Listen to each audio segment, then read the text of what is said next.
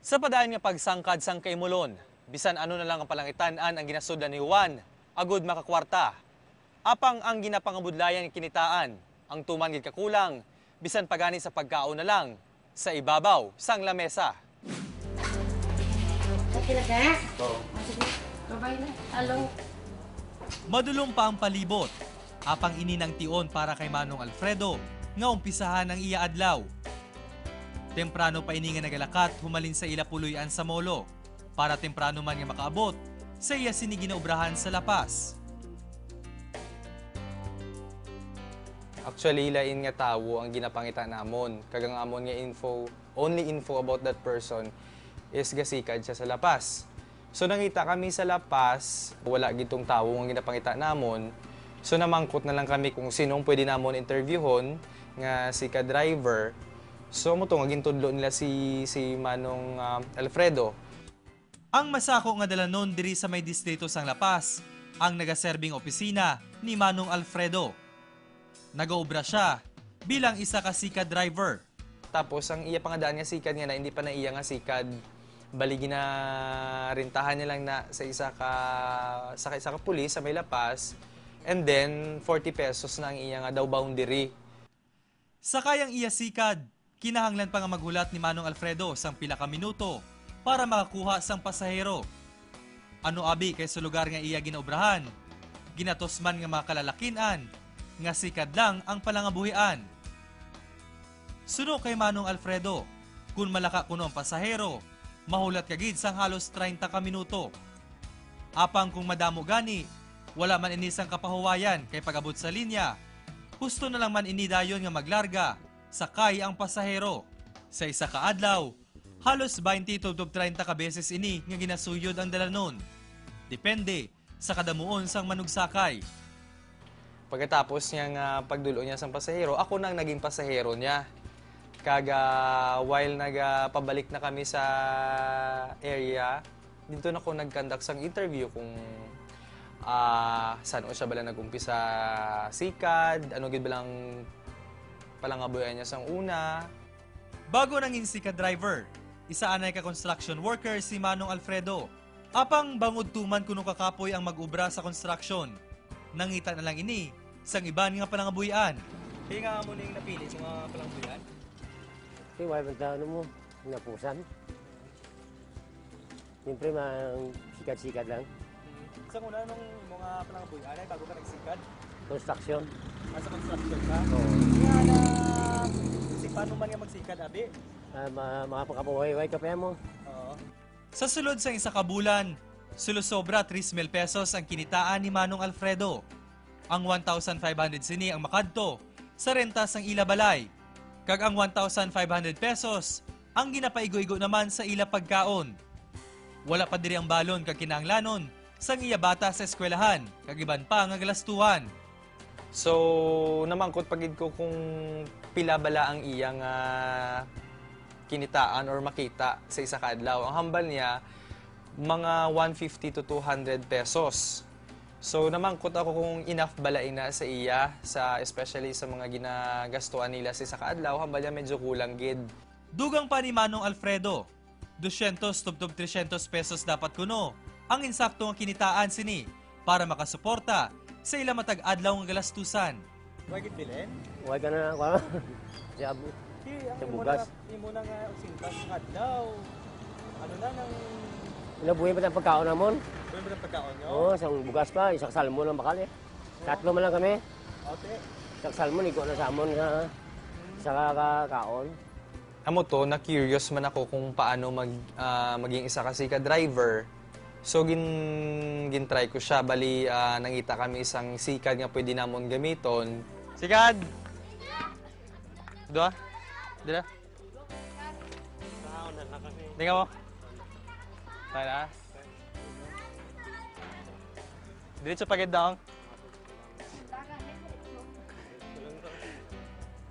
Samtang ginasubay ko ang dalan, may gamay ako nga kulba nga nabatsagan. Ini ang una kong ation sa pagsikad sa tunga sang dalan. Upod ang mga madasig, kag dalag ko nga salakyan. Nakakuan sang iya nga manubila, no? Oo. Sa nagadugay na, medyo nagakapoy na gid ang diri ko. At the same time, mga akon nga tiil kay medyo siguro sa kabugat siguro sa akon nga pasahero. Kag siguro man nga wala lang ko gid siguro nasanay gid nga magsikad sang amo to ka kay medyo malayo gid man ang gindalaga namon mo. Damo silakyan. Sadya. Kapoy lang. Ang hindi ko lang malipatan nga experience kagina sang nagasikad ko, wala ko nakita ang isa kadako nga bato. So timing gid nga didto gid kami naglabay. Ulihin na mo nakita nga nag-flat gali. Kag diri sa may nag-flat ang right nga goma sang sikad.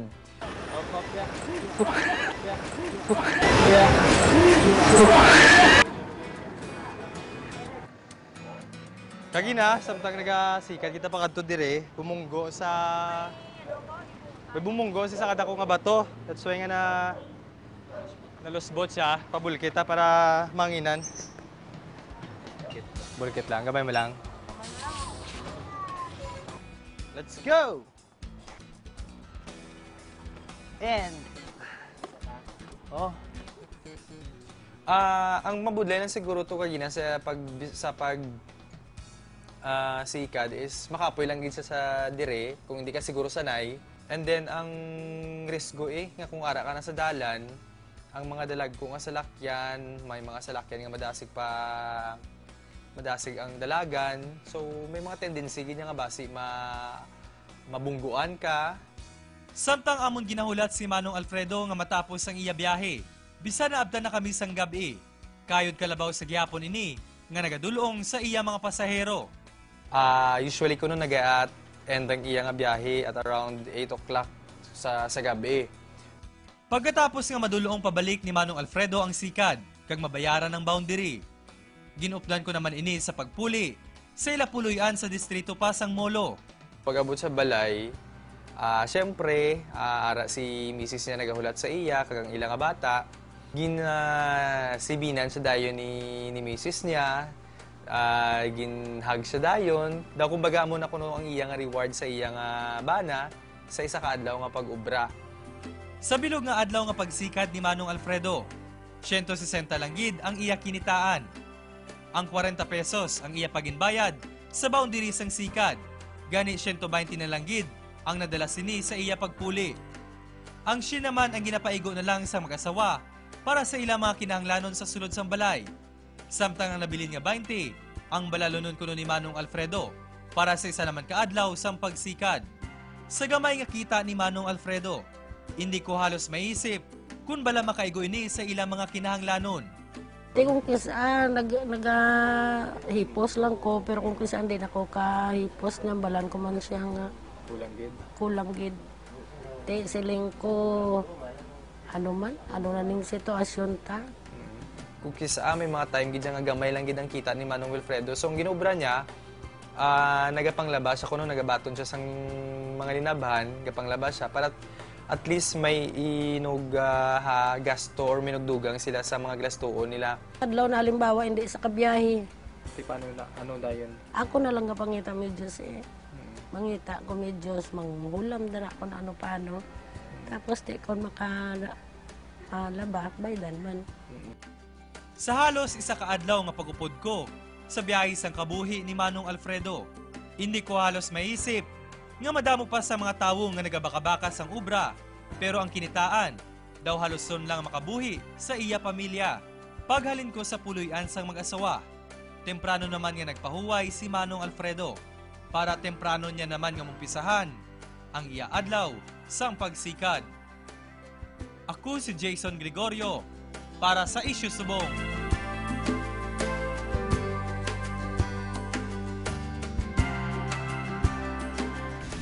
Bantayan sa pagbalik sang Issue Subong.